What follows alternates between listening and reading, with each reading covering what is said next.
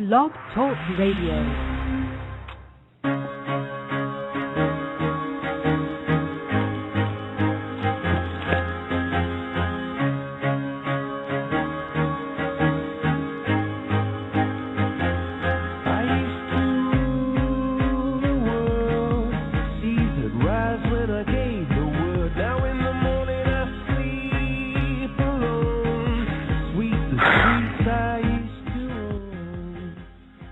Oh yeah, sweeping those streets I used to roam. I love the metaphor for the medical profession and what we face in the accountable care industry. Welcome everyone to This Week in Accountable Care. I am your co-host, Gregg Masters. This Week in Accountable Care is brought to you by Zanate Media.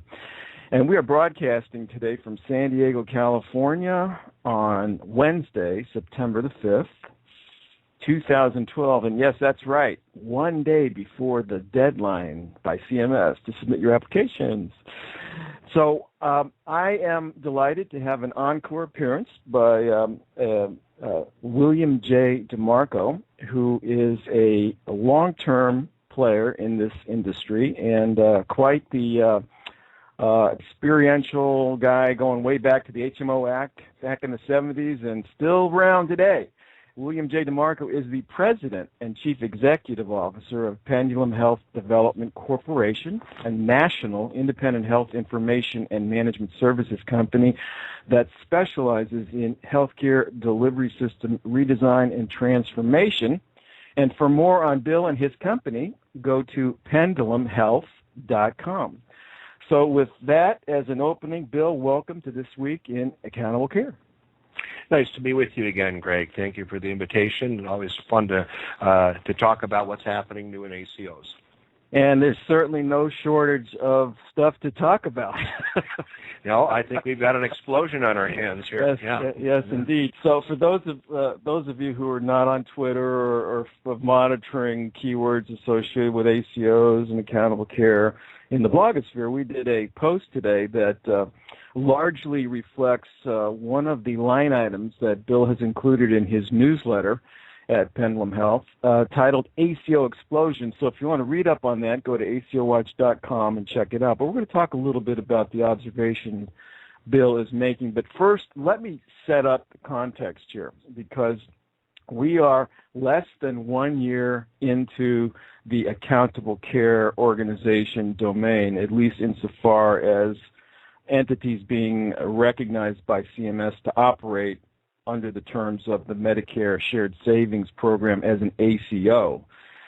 And less than 1 year into it, we have gone from a market environment where many were sitting on the sidelines, some hand-wringing, if you will, about whether they should or should not get involved, to the point now where it seems like the train has left the station. So it's a sea change in mindset from kind of sitting on the sidelines looking, considering putting a toe in the water perhaps, to all of a sudden this sort of explosion that we're talking about. So, Bill, where'd you come up? Why did you put this up front in your newsletter as ACO Explosion? Tell us a little bit about your thinking here.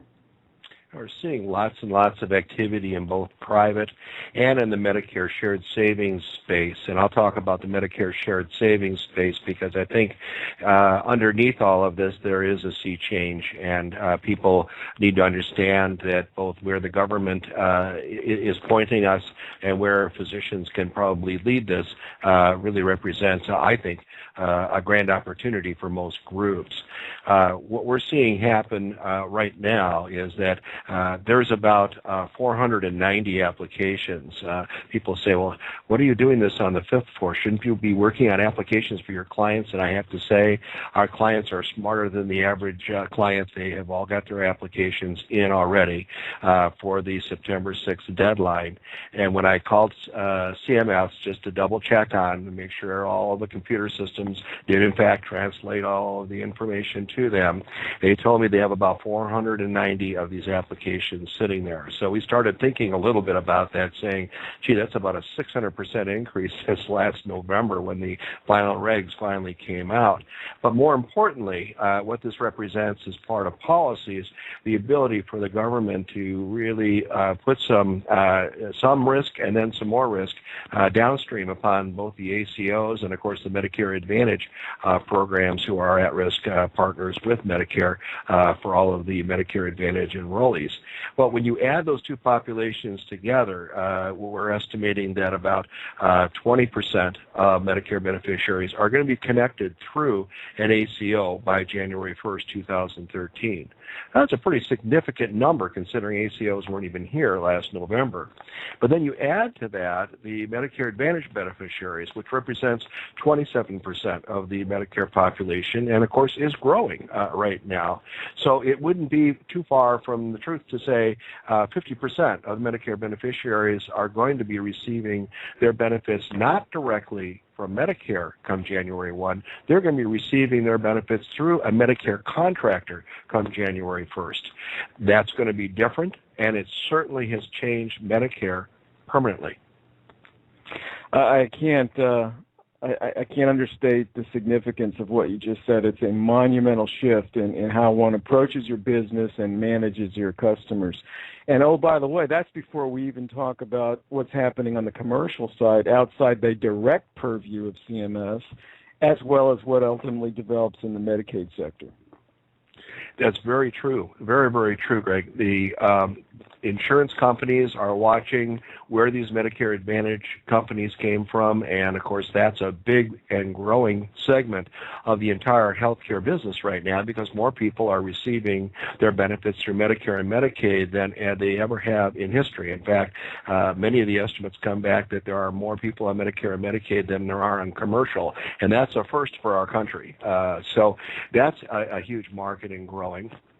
But now we're looking at the private side of that for a second and just say, well, if I'm running a private insurance company and I'm seeing these ACOs come up online, and I'm also seeing these ACOs eventually being full risk companies in 3 years, that means they're going to have an insurance license, which means they could be creating a provider-owned and operated health plan right in my backyard. And that's something that for a lot of these insurance companies creates a little bit of heartburn. So what's happened is the insurance companies have decided they're going to get ahead of this by going to their private markets and saying we're going to sign up physicians and hospitals for our kind of ACO and contracting with some of the larger employers in the area to keep their business in good place. This is very much like the high-performance network contracting that preceded all of this demo project and preceded all of the discussion on ACOs, where physicians and hospitals were trying to achieve that higher level of quality so they could actually infer and sell quality with statistical significance that said to the physicians that were part of the group that they were superior, but also said to the providers and hospitals and the employers, we are superior providers for your particular employees or your particular groups. And that has worked. It's a great differentiation argument, but you have to have the data to prove it. Yeah, so there's a lot of history here. So let's come back to the private sector in a little bit, but let's get granular for a moment. Now, we hear ACO, Accountable Care Organization, bandied about a lot, but they're really not homogeneous entities per se. Could you drill a little bit into the ACO and maybe differentiate it for us? Well, not unlike the Wild West, we had the pioneer ACOs that came out first about last December. And these are the usual suspects. These are the big large, multi-specialty, health system-oriented, the Baylors, the Marshfields, these kind of groups that came out as pioneer ACOs. And reimbursement's a little different for them. The costing and the sharing is a little different for them. But basically, they have the infrastructure in place. In fact, most of them have their own health plan and have been living on risk contracts for years. Then we had a series of other ACOs that came out, and the ones where we've spent a lot of time is on the advanced pay ACO. And advanced pay means that the government would actually pay to a smaller provider group that wanted to form an ACO a large upfront payment of about $250,000 plus $32 to $36 per enrollee that would be attributed to that model, and then another $8 per member per month ongoing for administrative costs. That can come out to a couple $1 million for a rural clinic or a rural hospital, and that really gets them ahead in moving towards this ACO goal. It's formulated as a grant and or a loan, meaning that the government loaned out a lot of this money, several $1 billion of it, to these groups over the past year, and is expecting to be paid back. But in my discussions with the troops in Washington, they've said if the group doesn't pay the money back, we're just going to declare it as a demo project and leave it alone. So this really is more of a grant program and a great opportunity for some of these smaller groups to get ahead of the game, if you will, but also differentiate themselves in the market. So you've got really a range of sophistication here. The pioneer class is the more sophisticated group, and the advanced payment model would be the rural providers as well as what they're calling physician-led ACOs, correct? Well, they all are going to physician-led. That's exactly what the regs have said, and that's why I don't think you've seen very many hospitals lead this. The regulations were pretty particular, saying it needed to be physician-led. Physicians had to own 75% of the entity. You were really seeing some very, very specific things that said, we know that physicians know where to create the savings in these markets. Therefore, we're going to give them the incentive to earn this designation right up front because they are the ones that can control and define quality. Rather than having the institutions or someone else doing that. Now, I say that with tongue-in-cheek because now what we're starting to see, and what I've written in the newsletter too, is groups like DaVita and others who are maybe vendors to a specific segment of the market, they're seeing a value of going in and becoming an ACO or even buying up physicians in some cases so they can become an ACO. So that has brought in a whole new dimension in terms of who can and who cannot be an ACO. And, of course, the insurance companies are out there on the Medicare side also saying, I want to get into this Medicare business. Hence, you're seeing lots of acquisitions and mergers. I think Coventry's most recent acquisition by one of the groups by Aetna, and then, of course, Cigna's acquisition of Health Spring, which was a pure play Medicare Advantage. That's how they're going to learn how to manage this chronic care population. Okay, so let's just go back to just accept that the differentiation is from more or less sophistication. The pioneer guys and gals are in the more sophisticated. Therefore, their delivery system more mature, perhaps more hard-coded, if you will. And on the advanced payment model side, it's of the less sophisticated or less mature marketplace. How do docs who are being approached in the advanced payment model, primary care physicians in particular, who can opt for only one ACO in their marketplace, specialists can sort of cross ACOs, but primaries have to declare. How do the primary care physicians in other than the pioneer class make a decision about which ACO to join? It's a very, very hard decision for a primary care physician who can only join one ACO. And once that doctor signs that contract, that's it for 3 years. They cannot jump ship. So they really have to be careful and look at what they're signing. Most of the time, it will be either another physician or the hospital coming to the physician and saying, gee, here would be a good opportunity for us to work together as an ACO and get that physician under contract to actually move forward. The other side of this would be the competing hospital who says, gee, I'd like to have more primary care, which means more enrollees for me for this ACO program, which means more revenue. Ergo, I'm going to go across the street and poach some of these primary care. Again, once they've signed for 3 years, this can be a risk to some of the hospitals for some of these free players out there in the primary care world. The way most hospitals are getting into this, of course, is through their own primary care groups, which just about every hospital is into that business. But we have seen some groups where they've been approached by 2 hospitals in a metropolitan area, and the primary care group has been told, well, you join us or else, and then another group has said, well, how can we work together? And the primary care group has said, I don't know which one I should join.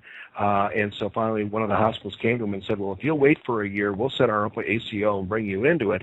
And the physicians got together with the attorneys and said, well, that's worth something. To forfeit an opportunity to go directly with this hospital tomorrow that's got their ACO structure in place, we want $100,000 in order to forfeit that up. And I was amazed the hospital paid it. The hospital was happy to say, this is an option, but what it says is you will stay and wait for us for a year before signing any ACO contract. So that's how valuable some of these primary to specialty care relationships can be. And it's got the wheels turning, I think, for some of the other primary cares in other parts of the city as well. So you heard it here first. There will shortly be a derivative options exchange out there where you can swap out rights to primary care access to one ACO versus another. So maybe we'll see derivatives built on top of that in the not too distant future. Well, and $100,000 would really be nice for some of these primary care physicians. It would get them into the nuts and bolts too. So, yeah. So let me ask you a question about in those states that are corporate practice of medicine where a hospital can't directly hire physicians, but we'll get around that by subcontracting with a medical group or going the foundation route. If a hospital is the member and owns the medical group, but the medical group is the one that enters into a contract with CMS for the ACO, are they technically physician-led, or how does that work?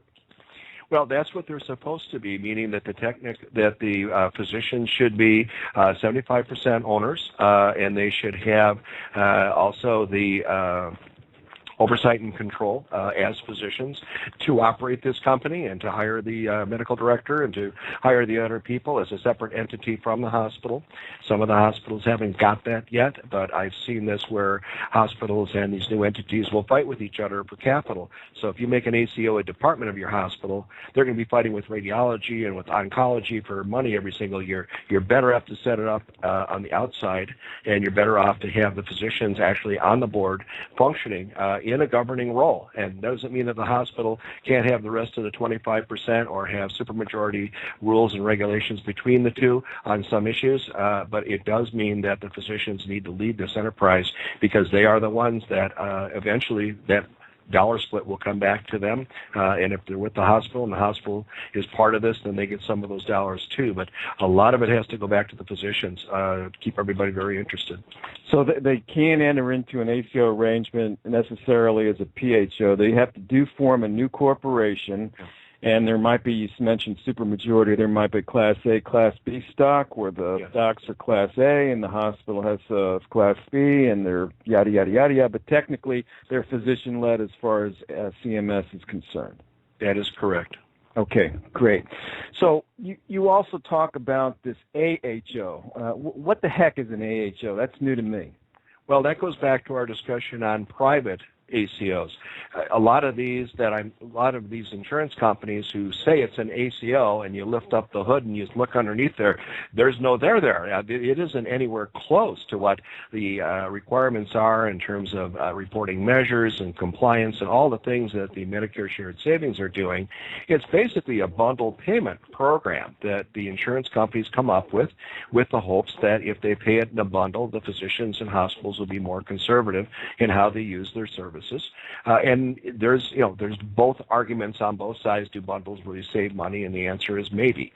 But the idea is it's not an ACO. It's not the idea of the Medicare Shared Savings. They might share some savings because the bundle was less, but it isn't the traditional ACO, and physicians get very confused saying, I've already signed up for an ACO with Aetna or Blue Cross or Cigna or something like this, and the answer is, yeah, for the commercial population, but you haven't signed up for a Medicare Shared Savings. Oh, ACO. and that is extremely important to point out. Yes. Yeah, because it's not a homogeneous market inside of ACOs, and when you cross out of the Medicare Shared Savings program entirely and you're in the commercial space, it's entirely different. Entirely different. You can sign up, if you're a primary care physician, you can sign up for a dozen of these commercial ACOs. That doesn't really matter. The idea, unless that's what the insurance company wants. The idea here, though, is that you need to recognize that what these insurance companies want is they want you to be a high-performance physician. They want your data so they can actually analyze it, and they also want to be able to fill your practice with a lot of contracts about their insurance company. And what we think is happening, at least one of the meetings that I was privy to, the insurance company was saying, and once we get to the point where that we're at 30 to 40% of their practice, then we make them an offer to either buy the practice or go to exclusive with us, or both. I mean, if you own it, then you're obviously exclusive. Well, this is something that's an open door where physicians are going to say, now I'm handcuffed. I can't get out of this contract even if I wanted to, because the majority of my business is coming from ABC Insurance Company, and I have to do exactly what they say, or they might fire me. Okay, that's the other foot dropping that no one's really watching too closely.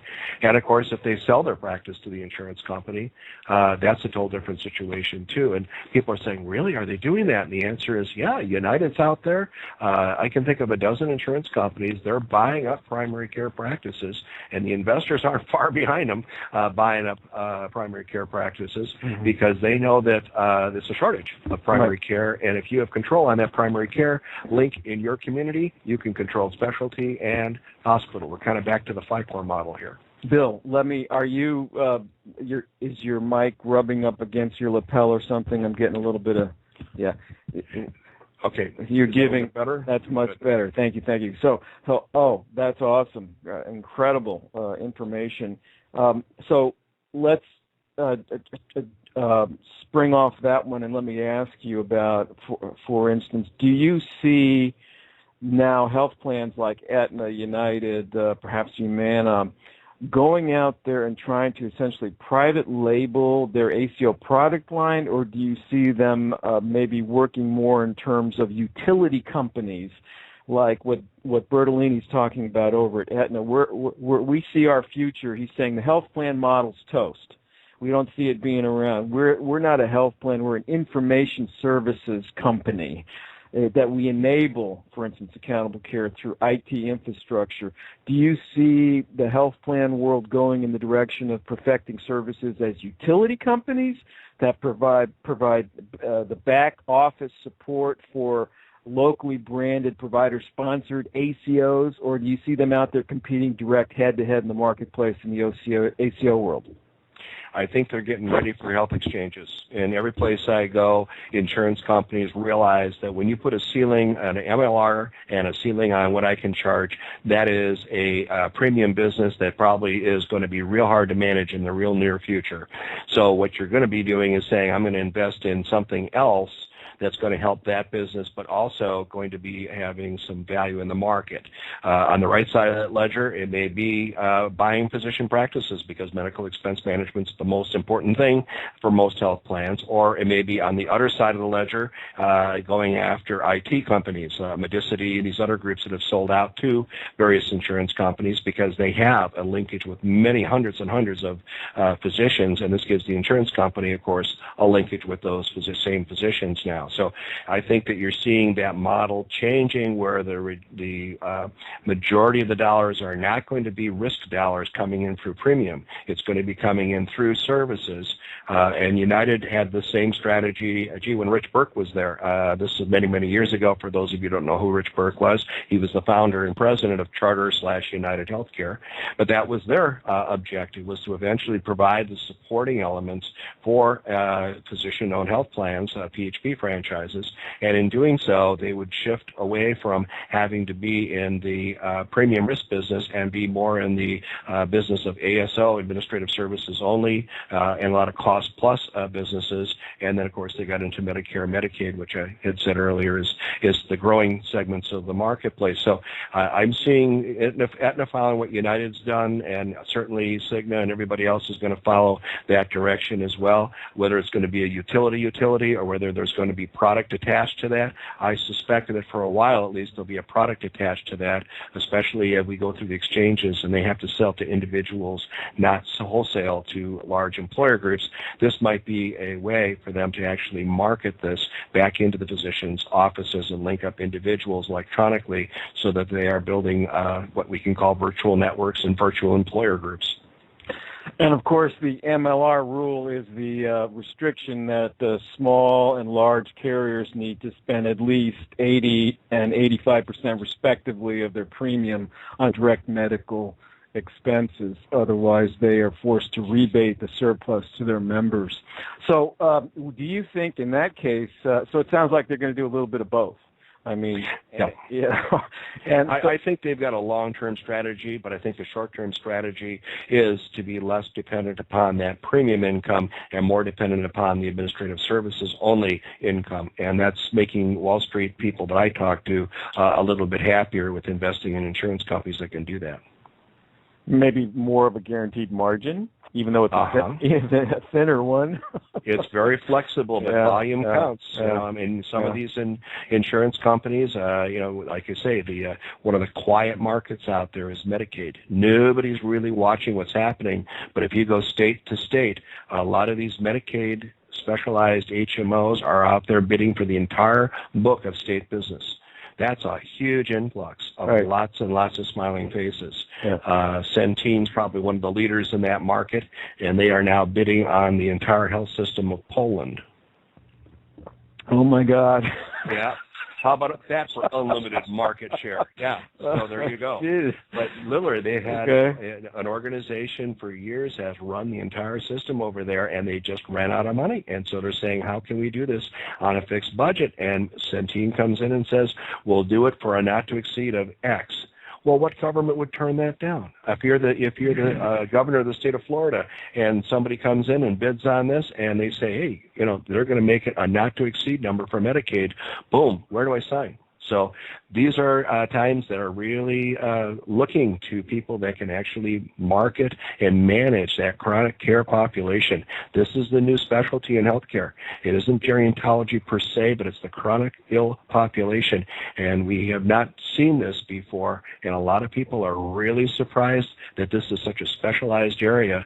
We learned about it the hard way in the early 70s when we were guinea pigs for the Medicare first cost contracts.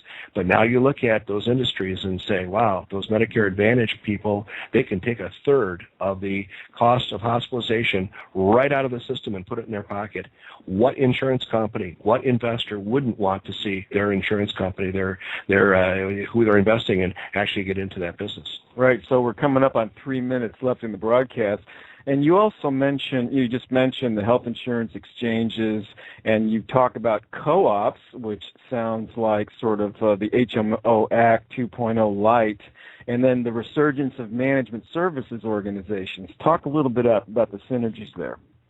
Well, I think you're seeing the physicians who are not organized. In other words, they're not part of a small group or big group or whatever. They're kind of looking at not so much IPAs as management service organizations where there's actually some synergy going back and forth, and they're buying discounts on things, everything from malpractice liability insurance right down to leasing cars in a group. So a lot of the physicians are being pretty ingenious in how they can form a group without walls. That leads us to then a potential that they could get into becoming a co-op or contracting with a co-op. And a co-op is by law a consumer-operated health plan that is not for profit, has to have consumers on the board. And in most cases, at least the ones that I've seen the government loan money to, have been statewide. And they're loaning money to the billions of dollars to get these new not-for-profit co-ops for small group out and operational to give everybody a run for their money in some of these markets where they've been pretty much closed up or closed out. As small employers will tell you, their rates are 16, 20, 30% because the insurance companies do not want to raise the rates on their big guys. So the small guys are paying for that, and now this gives us some competition, and what that means simply is that a lot of the premiums for these co-ops will be subsidized by the government through the exchanges. So that's how it all fits together. So in one word, good or bad? Overall, could be very good if it's executed correctly. It's the big if. That is the big if. And I just love your conclusion here about the perfect storm. And I'll just direct listeners to the blog. I will put up the link to the newsletter when it becomes available. I want to thank you, Bill, for your time and your insights today. You are, people talk about event horizons in a 24/7 news circle being rather short. You are one of those guys in which much elder wisdom is domiciled. So if you want to not do the same thing over and over again and expecting different results, learn how to do it differently. Learn from what's been done in the past. There are things to do and ways to navigate these white waters of health reform. So I want to thank William J. DeMarco of Pendulum Health Development Corporation for his time today. We are trying to do This Week in Accountable Care on a weekly basis, and next week we will have another show. So, Bill, any concluding thoughts? The direction is clear. It's the topography that's difficult. There you have it. Thanks again, Bill DeMarco. Thanks, everyone. Till next time. Bye now. Thank you.